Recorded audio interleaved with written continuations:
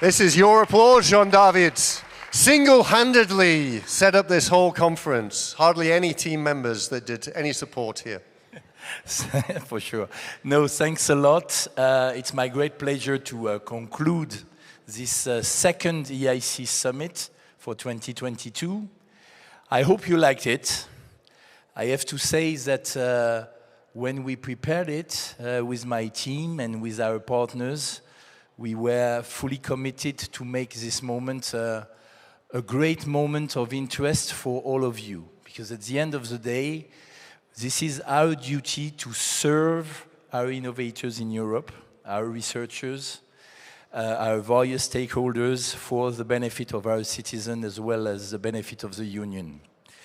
So I think it was a very rich, a very dense EIC Summit, but I would say also a very rich and a very dense week in reality, because, and allow me to start with this, it was a whole week in reality. We started before the EIC Summit with what we called the Jury Members Days, where we have bring all together more than 100 jury members in our EIC Accelerator scheme in order to discuss how it was working, how it was to be improved, what will be the content of the next calls in order to continuously, in fact, continue to improve the way we are evaluating proposal in order to identify the most promising gems. And this took place already on Tuesday and Wednesday. I think that it was also a very rich EIC Summit because it was the occasion for us to tell you what will be our roadmap for 2023 with the adoption of our work program for 2023. And there again, I would like to thank warmly colleagues who have worked intensively in the last months in order to prepare this work program. I'm thinking, of course, of the colleagues that are working in the European Innovation Council and SME Executive Agency, and in particular, our program managers that are present today. But also all the other colleagues within the Commission and additional external experts, was very useful in order for us to identify the most promising schemes, the most promising topics on which we should continue to select the best project and the best companies. And I'm not forgetting at all the key roles that our EIC Advisory Board has played under the leadership of our chair, Mark Ferguson, in order to help us to make the best work program possible for 2023. If you allow me, it was also a moment with an even more important publication, which is the impact report of the EIC. Because it's very important, of course, to have a good work program, but it's even better to assess the impact of the projects that we are supporting.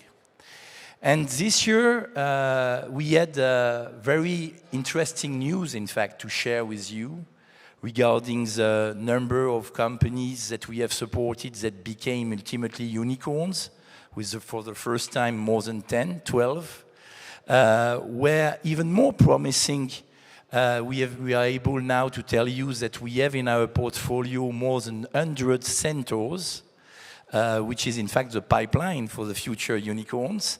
And this is very encouraging.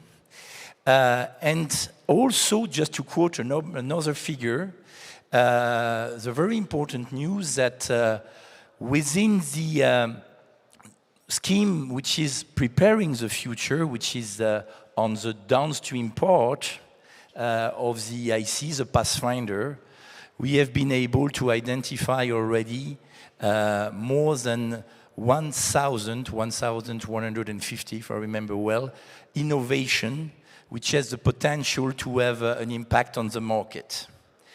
And all of this is demonstrating that the vision that was the vision of Carlos Moedas, our former Commissioner for Research, which is now strengthened and implemented by our Commissioner Maya Gabriel, was indeed fitting for purpose.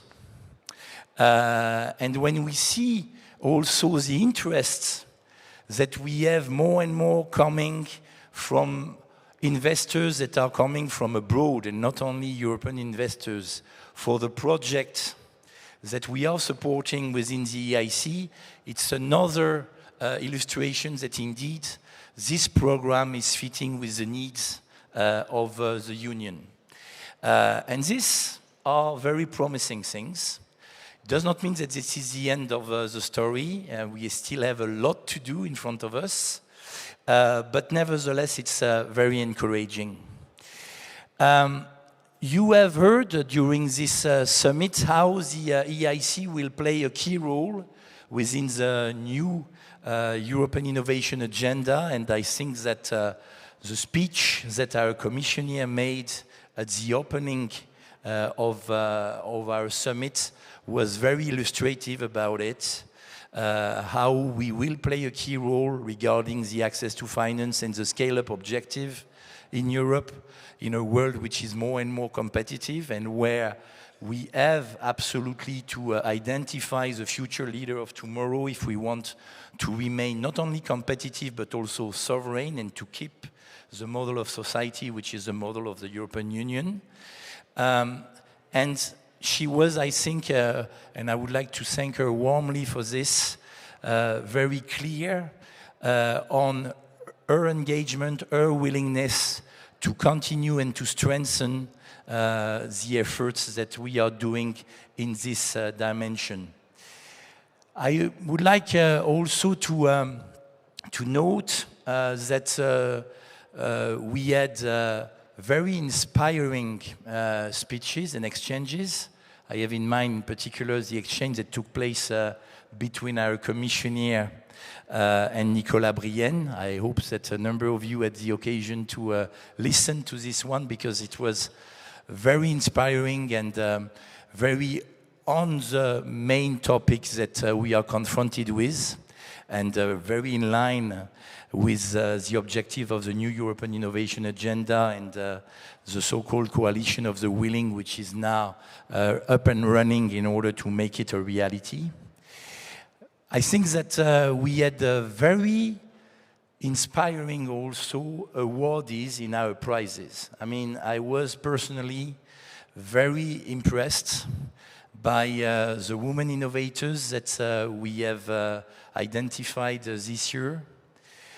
I was also very impressed by the variety, the diversity of the various awardees of the iCapital, with different winners at different stage, of course, but with very different cities, but with a number of commonalities, such as, for example, the fact that they are trying indeed to improve the life of their citizen, and they are learning to each other, and I think that this is also very promising.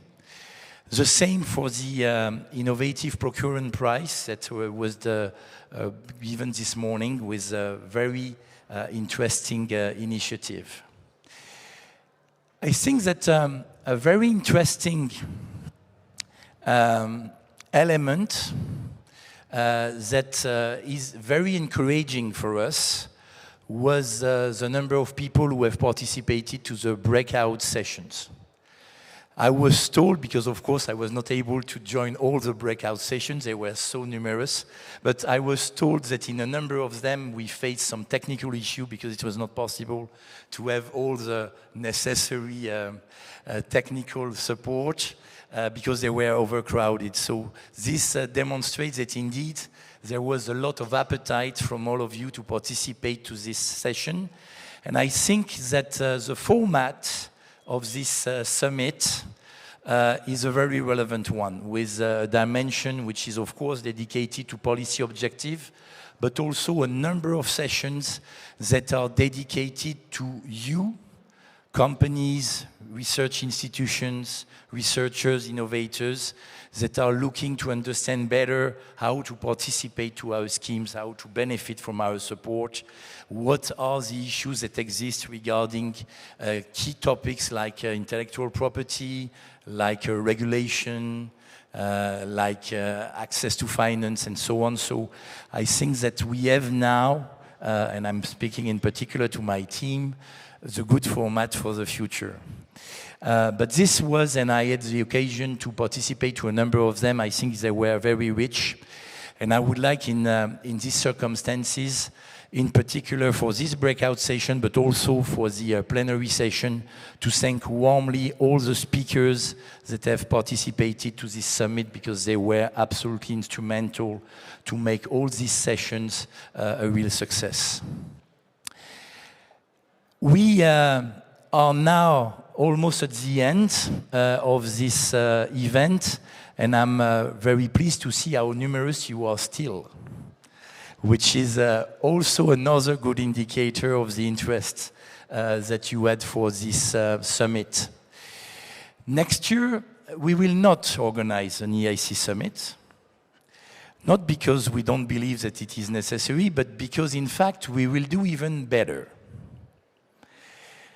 We will organize, in fact, the next big EIC Summit in the first trimester of 2024.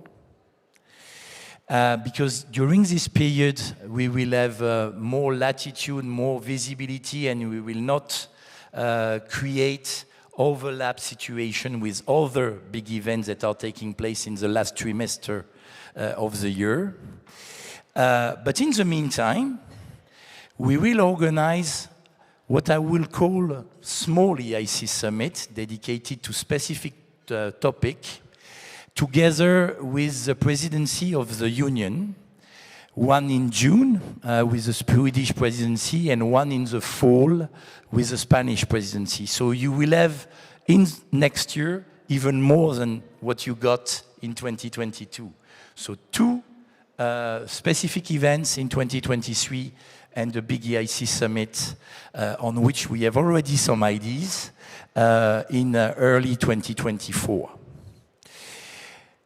Before coming to the conclusion, I just would like also to insist on the key roles that all of you have as beneficiaries of the EIC, be it on the Pathfinder, on the transition schemes, or on the accelerator scheme, as an intermediary, as a partner of the EIC, and I would like to thank warmly the partners that we have.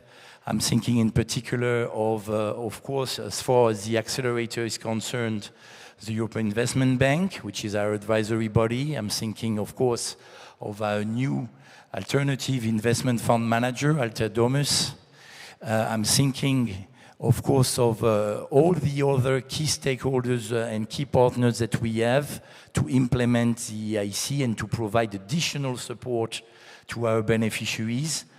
Various EIT KICs who were present during this summit. The European Research Council, who was also present during this summit.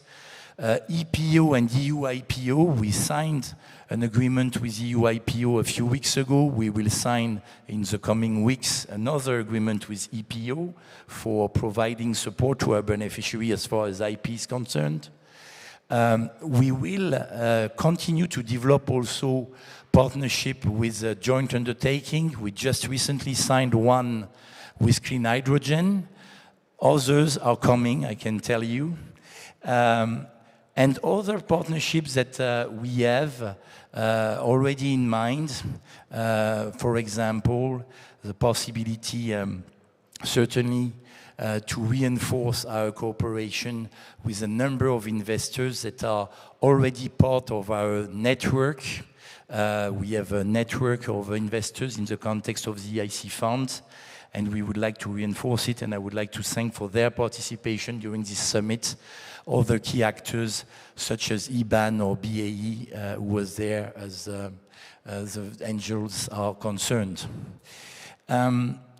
We are nothing without the other partners.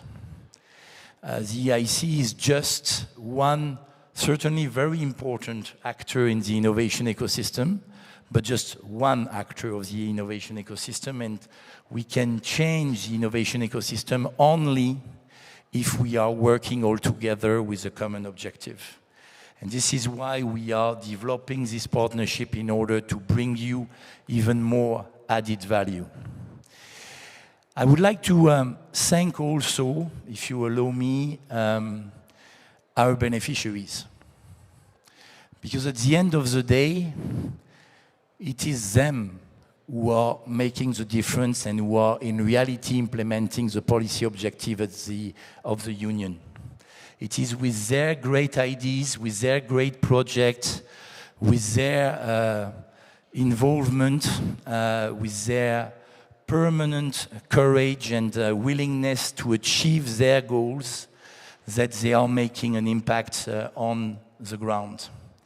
And I would like to thank them very much because they are changing the face of the situation in Europe. Allow me also to quote another type of partnerships that we are gradually developing. And just to mention two examples. In January, we will organize a workshop together with EMA, which is another kind of agency, so in the field of medicine. There, in particular, to tackle the issue of regulation, which is absolutely essential in the context of health. It's very important for us because it happens that in the context of the EIC Accelerator, 1/3 of our beneficiaries are from the health sector. So we thought very important to organize this kind of a workshop together to ensure that our beneficiaries have access also to the knowledge of the type of services that are provided by EMA. So have a look on our web pages and do not hesitate to participate to this workshop. Another type of partner with whom we will continue to reinforce our cooperation are foundations.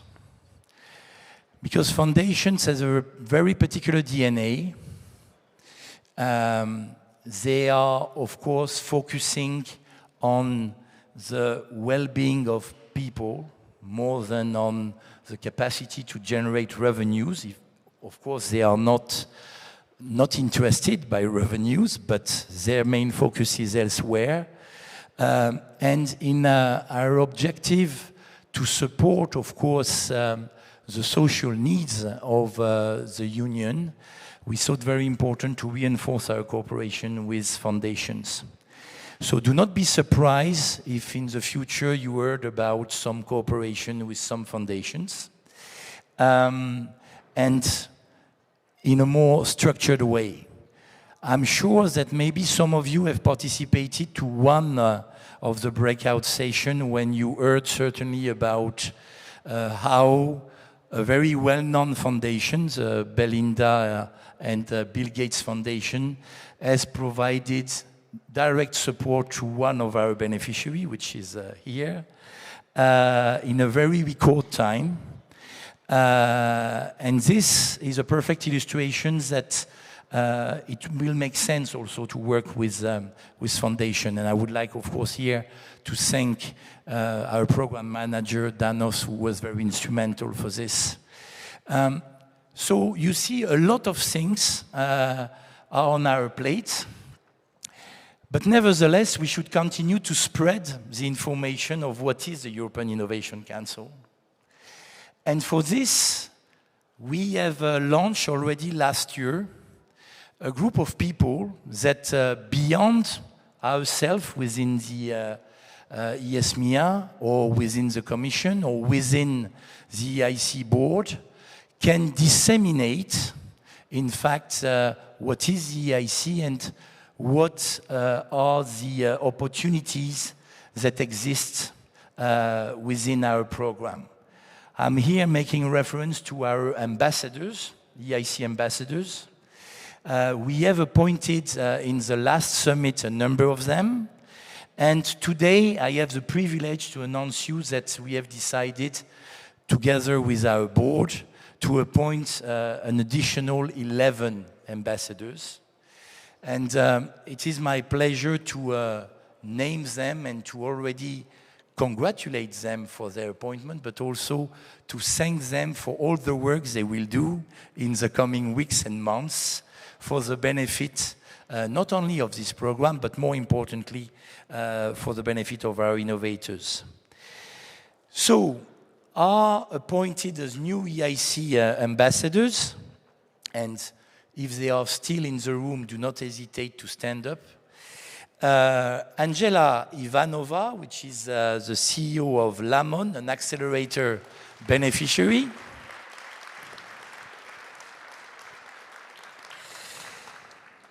Mattia Zulich, the CEO of Agravi, which is another accelerator beneficiary. Johanna Bach, CEO and founder of Tracelace, and what a surprise, another accelerator beneficiary.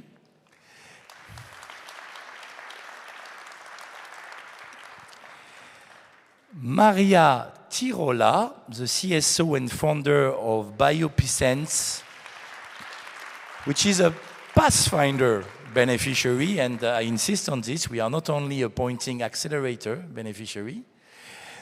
Tatiana Isaeva, co-founder and partner of Fluent Digital Capital, one of our jury members. Miguel Castaño, which is from the research group leader at Institute of Molecular Medicine, University of Lisbon, and one of our Pathfinder beneficiary. Joe Utus, the CEO of Cryo Nano, an accelerator beneficiary, and honestly, have a look at this company. I mean, I would not be surprised that we could count this company within our statistic in the future impact report. Matthias Schneider, ex-head of digital Bloomberg EMEA, one of our jury members.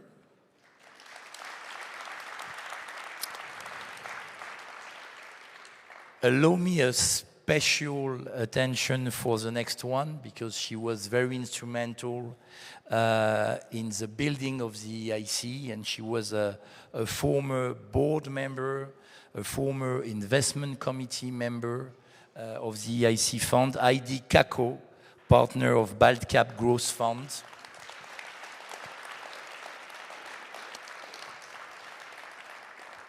Victor Kovacs, the CEO of Digicel.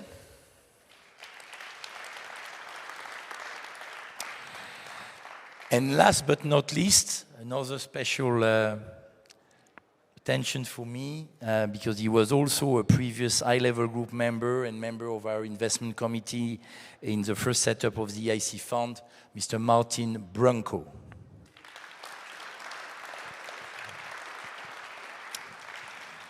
So congratulations to all of you, and many thanks in advance for all the work that we will do together. So we are reaching the end of this EIC Summit. Many thanks again. I hope that you enjoy it as much as we have enjoyed it. Allow me to conclude by thanking warmly my team. They have worked night and days to make it possible.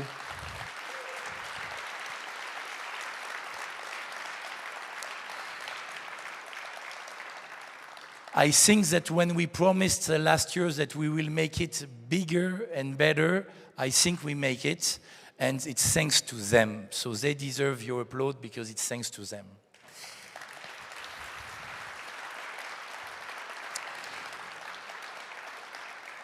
So, see you very, very soon, and I promised you that we will come with a new initiative and even some new ideas for the next EIC Summit in the first trimester of 2024. Thanks a lot.